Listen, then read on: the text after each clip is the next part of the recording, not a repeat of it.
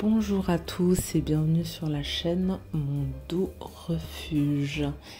Et c'est avec cette entrée fracassante que je vous accueille. Souvenez-vous, il n'y a pas si longtemps que ça, je vous ai présenté une recette de tortellini à base de burrata à la ricotta.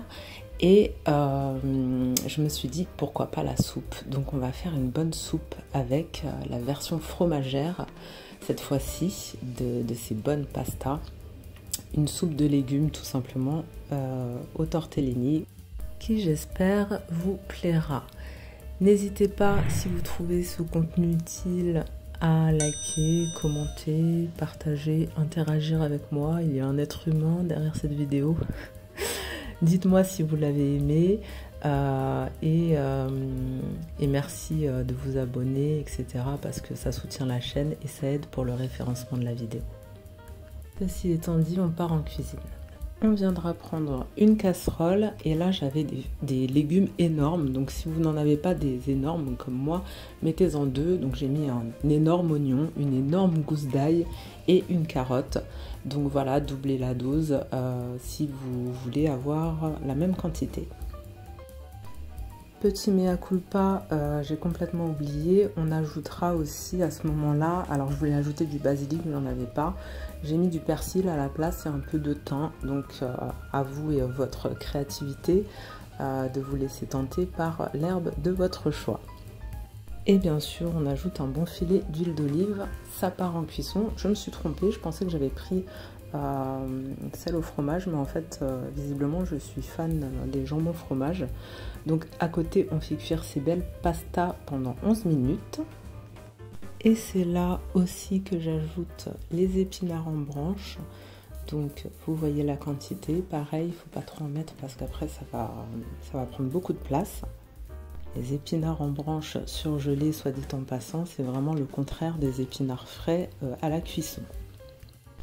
Pour économiser du temps de cuisson, je fais chauffer l'eau plutôt dans la bouilloire et hop, je mets tout pendant donc 11 minutes comme prévu.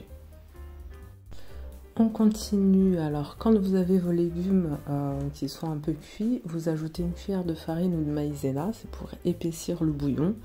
Et vous ajoutez un bouillon de votre choix. Donc moi ici j'avais mis un bouillon de bœuf.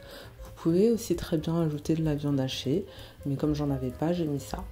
Voilà, on refait la même technique qu'avec les pâtes. Vous mettez donc de l'eau à hauteur, de l'eau chaude. Ensuite, vous allez mélanger le tout. S'il reste quelques grumeaux, ne vous inquiétez pas, ils partiront à la cuisson. Vous ajoutez ensuite du coulis de tomates. Bien sûr, je vous mets toute la recette dans les descriptifs comme d'habitude. Et ensuite, vous venez ajouter... Alors moi, je finissais un peu les fonds de placard, j'ai envie de dire.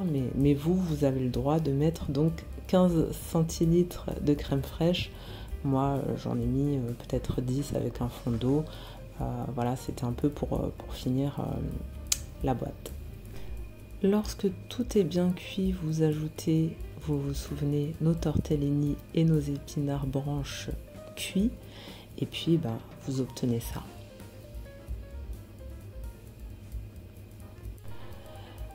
Donc voilà, encore une beauté à s'enfiler sans faire de mauvais jeu de mots.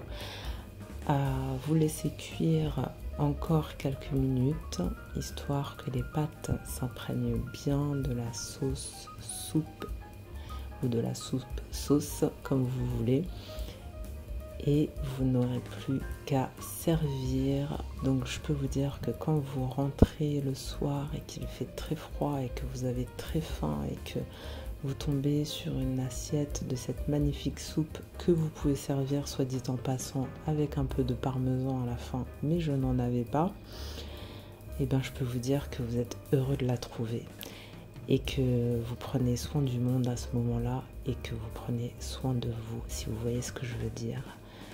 Je vous embrasse très fort et puis on se retrouve bientôt pour de nouvelles recettes.